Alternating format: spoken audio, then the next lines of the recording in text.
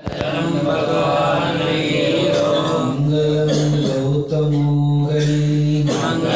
गौतमो गणी मंगलम कुंद कुंदार्यो जैन धर्मोस्तु मंगलम अहिंसा परमो धर्म की जय। देवादिदेव श्री ऋषभदेव भगवान की जय। आचार्य देवादिदेव श्री शांतिनाथ भगवान की जय। देवादिदेव महावीर भगवान की जय। आचार्य गुरुवर कुंद भगवान की जय। परम पूज्य संत शिरोमणि आचार्य भगवान विद्यासागर जी महाराज की जय। मुनि श्री आचार्य श्री समय सागर जी महाराज की जय। मुनि श्री नियम सागर जी महाराज की जय। 10 लक्षण महापर्व की जय। 16 कारण भावनाओं की जय। महाराज की जय।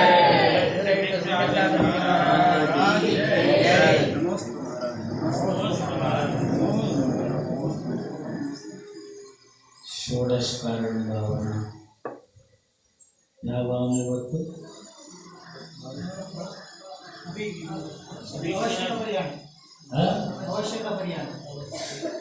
ಅವಶ್ಯಕ ಪರಿಹಾರಣೆ. ಎಷ್ಟನೇದು ಇವತ್ತು? 14 ನಾಳೆ 15 ಇದಾಗಬೇಕಲ್ಲ ಲೆಕ್ಕ. ಇವತ್ತು 14 ಕರೆಕ್ಟ್ ಸರ್. ನಾಳೆ ಅವಶ್ಯಕ ಪರಿಹಾರಣಿ. ಅವಶ್ಯಕ ಅಂತಂದ್ರೆ ಶ್ರಾವಕರಿಗೂ ಮುನಿಗಳಿಗೂ ಎಲ್ಲರಿಗೂ 6 ಅವಶ್ಯಕಗಳು ಇದಾವೆ. ಅವಶ್ಯಕ ಪರಿಹಾರಣೆ ಅಂದರೆ ಅದನ್ನು ಏನು ಬಿಡದಿದ್ದ ಹಾಗೇನೆ ಎಲ್ಲದನ್ನು ಪೂರ್ಣವಾಗಿ ಪಾಲನೆ ಮಾಡೋದು ಅವಶ್ಯಕ. ಈ ಮುನಿಗಳಿಗೂ ವಂದನಾ ಸ್ತುತಿ ಪ್ರತಿಕ್ರಮಣ ಪ್ರತ್ಯಾಖ್ಯಾನ ಇವೆಲ್ಲ ಮುನಿಗಳಿಗೂ ಆ ಅವಶ್ಯಕತೆಗಳಿದಾವೆ. ಆದರೆ ನಿಮ್ಮವು ಬೇರೆ ಇದಾವೆ. ದೇವ ಪೂಜಾ ಗುರುಪಾಸ್ತಿ ಸ್ವಾಧ್ಯಾಯ ಸಂಯಮ ತಪ ದಾನಂ ಸತ್ಕ್ರಿಯಾಣಿ ದಿನೇ ದಿನೇ. ಯಾವಾಗ? ಮೇಘ ಅನಂತ ಚತುರ್ದಶಿ ಅಂದ್ರನ್ನ ಊಟ ದಿನ ಮಾಡ್ತಿರಲ್ಲ. ಊಟ ದಿನ ಮಾಡ್ತೀರಂದ್ರೆ ದಿನಾಲೂ ಈ ಅವಶ್ಯಕತೆಗಳನ್ನು ಮಾಡಬೇಕಂತೆ. ಊಟ ಮಾಡದಿದ್ರೆ ಆ ದಿನ ಭಗವಂತನ ದ್ರವ್ಯದಿಂದ ಪೂಜೆ ಮಾಡದಿದ್ರು ನಡೀತದಂತೆ. ಭಾವ ಪೂಜೆನೂ ಮಾಡಿದ್ರೆ ನಡೀತದಂತೆ. ಇವತ್ತೆಲ್ಲ ಉಪವಾಸನ. ಇವತ್ತು ಚತುರ್ದಶಿ ಇದೆಲ್ಲ ಅನಂತ ಚತುರ್ದಶಿ. ಇವತ್ತಾದ್ರೂ ಒಂದಿನ ಮಾಡ್ರಲ್ಲ ಉಪವಾಸ. ಏನಾಗಲ್ಲ, ಉಪವಾಸ ಮಾಡಿದ್ರೆ ಏನಾಗಲ್ಲ, ಮಾಡ್ರಿ. ಅದಕ್ಕೆ ಅವಶ್ಯಕಂ ಪರಿಹಾರಣಿ ಅಂದರೆ ದಿನೇ ದಿನ ಪ್ರತಿನಿತ್ಯ ಅವಶ್ಯಕ ಕ್ರಿಯೆಗಳನ್ನು ಎಲ್ಲೆಲ್ಲೂ ಆಚು ತಪ್ಪದೆ ಪಾಲನೆ ಮಾಡಬೇಕಂತೆ. ಒಂದೇ ಪೂಜೆ ಮಾಡಿಬಿಡೋದಲ್ಲ, ದಾನನೂ ಕೊಡಬೇಕು. ಯಾಕೆ ಅಂತಂದ್ರೆ ನಮಗೆ ನಾವು ಸಾಧು ಆಗಿಲ್ಲ. ಸಾಧುಗಳಿಗೂ ಇದ್ದಾವೆ 6 ಅವಶ್ಯಕತೆಗಳು. ನಾವು ಆ ಪೂಜ್ಯ ಪುರುಷರು ವಿಶೇಷವಾಗಿ ಶ್ರಾವಕರು ಪೂಜಕರಿದ್ದಾರೆ, ಸಾಧಕರು ಉಪಾಸಕರು ಅಲ್ಲ. ಶ್ರಾವಕರು ಉಪಾಸಕರು ಸಾಧುಗಳು ಸಾಧಕರಿದ್ದಾರೆ. ಏನಿದ್ದಾರೆ? ಅವ್ರು ಸಾಧನೆ ಮಾಡ್ತಾರೆ. ನೀವು ಯಾರು ಸಾಧನೆ ಮಾಡಲ್ಲ ಅಂದರೆ ಅವ್ರನ್ನ ಉಪಾಸನೆ ಅಂದರೆ ಭಕ್ತಿಯ ಪೂಜಾ ಭಕ್ತಿ ಸ್ತುತಿ ಸ್ತೋತ್ರ ಇಂಥದ್ದು ದಿನ ಮಾಡ್ಬೇಕಂತ. ಯಾವಾಗ ಮಾಡ್ಬೇಕ್ರಿ? 10 ಲಕ್ಷದಾಗ 4 ದಿನ ಅಷ್ಟೇನಾ? ಎಲ್ಲ ಹಂಗೇನ ನೋಡ್ರಿ. ನಾಳೆಗೆ ಇಲ್ಲ ಅಂತಾರಲ್ಲ, ನಾಳೆನೂ ಐತೆ. ಉತ್ತಮ ಕ್ಷಮಾವಳಿ ಪರ್ವ ಐತಲ್ಲ. ಏನೈತೆ ನಾಳೆ? ಕ್ಷಮಾವಳಿ ಪರ್ವ ಅಂತ ಮಾಡ್ತಾರೆ. ಕ್ಷಮಾ ಧರ್ಮ ಆಯಿತು, ಕ್ಷಮಾವಳಿ ಪರ್ವ ಅಂತೇಳಿ ಮಾಡ್ತಾರೆ. ಎಲ್ಲರೂ ಕೇಳ್ತಾರೆ. ಉತ್ತಮ ತಸ್ಮಿಚ್ಛಾಮಿ ದುಕ್ಕಡಂ ಅಂತ ನಮ್ಮ ದೇಶದ ಪ್ರಧಾನಮಂತ್ರಿಗಳು ಹೇಳ್ತಾರೆ. ಇದು ಜೈನ ಧರ್ಮದ 10 ಲಕ್ಷಣ ಪರ್ವ ಅಂತೇಳಿ ನಿಮ್ಗಿಂತ ಜಾಸ್ತಿ ಚೆನ್ನಾಗಿ ಹೇಳ್ತಾರೆ. ಈಗ ಅವ್ರಿಗೊಂದ್ಸರಿ ಕೇಳಿದ್ರ ಚಾತುರ್ಮಾಸ ಅಂತಕ್ಕಂಥ ಶಬ್ದ ಏನಿದೆಯಲ್ಲ ಇದು ಜೈನ ಧರ್ಮದಲ್ಲಿ ವಿಶೇಷ ಇಲ್ಲ. ಜೈನ ಧರ್ಮದಲ್ಲಿ ಶ್ರವಣ ಸಂಸ್ಕೃತಿ, ದಿಗಂಬರ ಜೈನ ಶ್ರವಣ ಸಂಸ್ಕೃತಿಯಲ್ಲಂತೂ ವರ್ಷ ಯೋಗ ಅಂತಲೇ ಇದೆ. 3.5 ತಿಂಗಳು ಇರ್ತದೆ.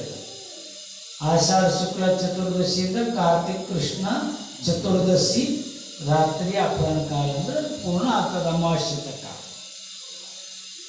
ಅವರಿಗೆ ಕೇಳಿದ್ರು, ನೀವು ಬೇರೆ ಬೇರೆ ಹಿಂದೂ ಧರ್ಮದಲ್ಲಿ ಶ್ವೇತಾಂಬರು ಚಾತುರ್ಮಾಸ ಅಂತ ವಿಶೇಷ ಇದು ಮಾಡ್ತಾರೆ.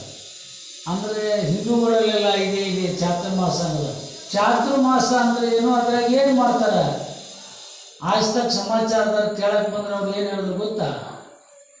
ನೀವು ಊಟ ಮಾಡಿ ಬಂದಿಲ್ಲ ಇಲ್ಲ ಅಂತ ಕೇಳಿದ್ರೆ, ಮಾಡಿ ಬಂದಿವು ಅಂತ ಅಂದ್ರೆ ಪ್ರಧಾನಮಂತ್ರಿಗಳು. ಇಲ್ಲಿ ದೊಡ್ಡದೈತೆ, ಭಾಳ ದೊಡ್ಡದೈತೆ, ಇನ್ನೊಂದ್ಸರಿ ಬರ್ಬೇಕಾಗ್ತೈತೆ ನಿಮ್ಗೆ ಇದನ್ನು ಕೇಳೋಕ್ಕೆ ಅಂತ ಅಂದ್ರೆ.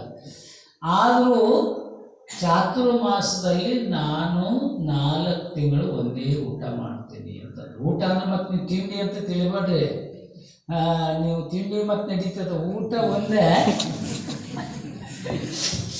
ಊಟ ತಿಂಡಿ ಇವೆಲ್ಲ ಒಂದು ಊಟನೇ, ಒಂದೇ ಊಟ ಮಾಡ್ತೀನಿ 4 ತಿಂಗಳಂದ್ರೆ. ಮತ್ತು ಬೇರೆ ಏನು ತಗೊಳ್ಳಲ್ಲ, ನೀರು ತಗೊಳ್ಬೋದು ಅಷ್ಟೇ.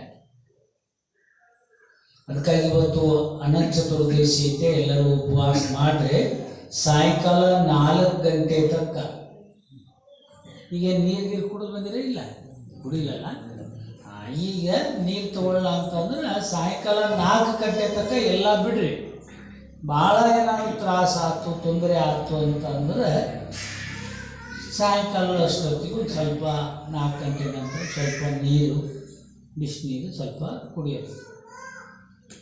ನಮ್ಮ ತಲೆ ಸುತ್ತಲ್ಲ ಏನಾಗುತ್ತೆ, ತಲೆ ಸುತ್ತಲಿ ಏನಾಗುತ್ತೆ ಆಗಲಿಲ್ಲ. ನೋಡೋಣ ಹಂಗೆ ಆದರೆ ನಮ್ಮ ಎಲ್ಲ ಮಹಾಪುರುಷರು ನೋಡ್ರಿ ಇಷ್ಟಿಷ್ಟು ದಿನ ತಕ್ಕ ತಪಸ್ಯ ಉಪವಾಸ ಎಲ್ಲ ಮಾಡಿದ್ರು. ನಾವು ಸ್ವಲ್ಪನಾದ್ರೂ ಮಾಡೋಣಲ್ಲ, ಏನು ಮಾಡೋಣ? ಸ್ವಲ್ಪನಾದರೂ ಮಾಡೋಣ. ಒಂದು ಸಣ್ಣದೊಂದು ಕತೆ ಹೇಳ. ಒಂದು ಊರಲ್ಲಿ ಚಂದಲ್ಲ ಕತೆ, ದೊಡ್ಡದೆ. ಆದರೆ ನೀವು ಅದನ್ನ ಸಣ್ಣದು ಮಾಡ್ಬೇಕಷ್ಟೆ. ಏನು ಮಾಡ್ಬೇಕು?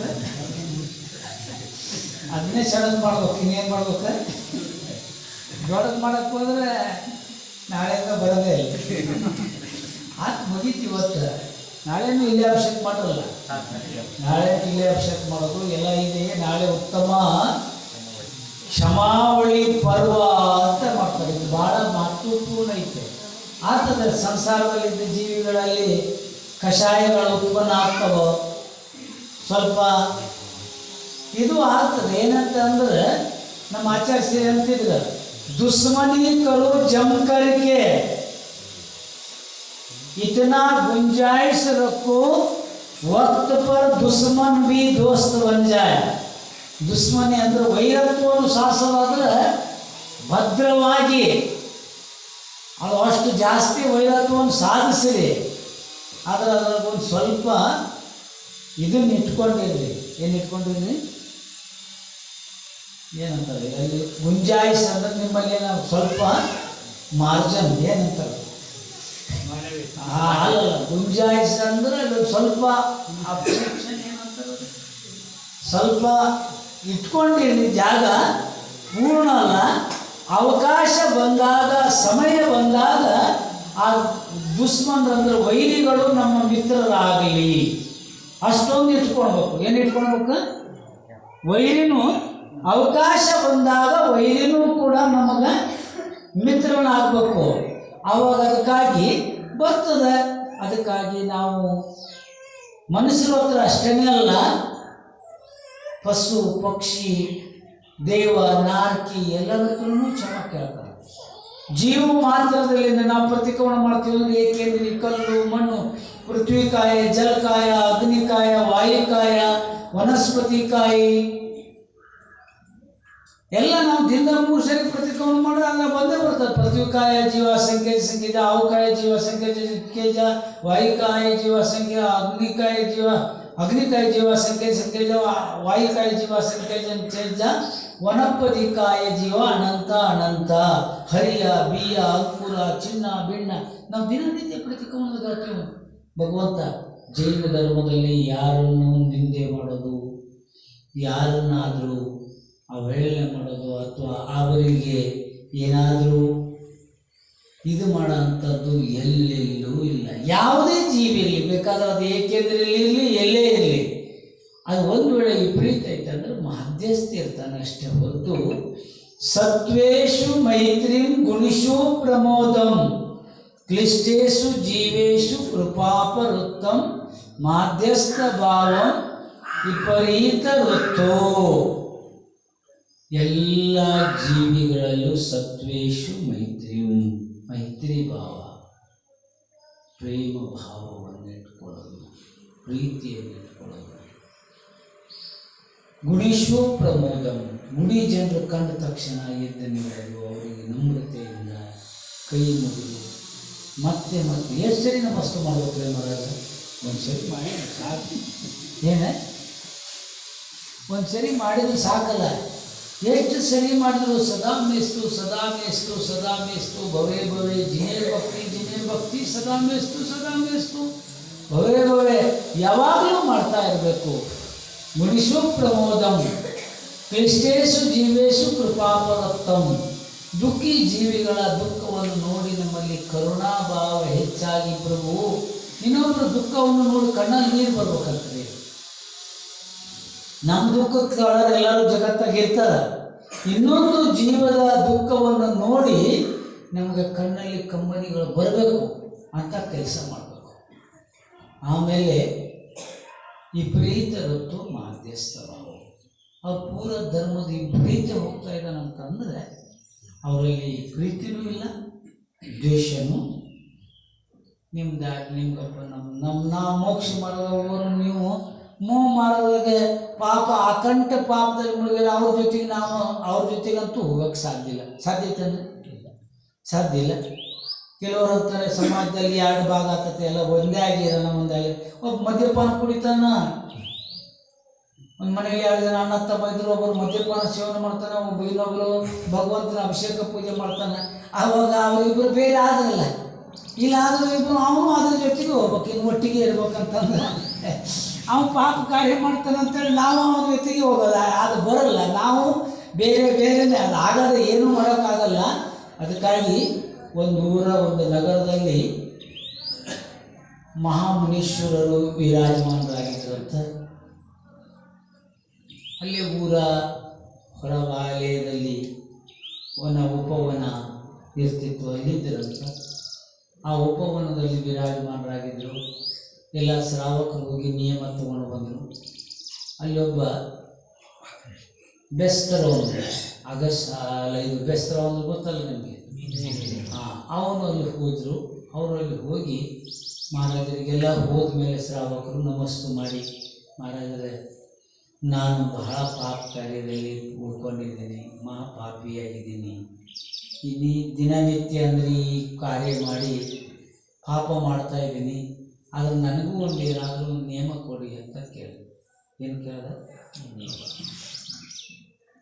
ಏನಂತ ಕೇಳ್ದ?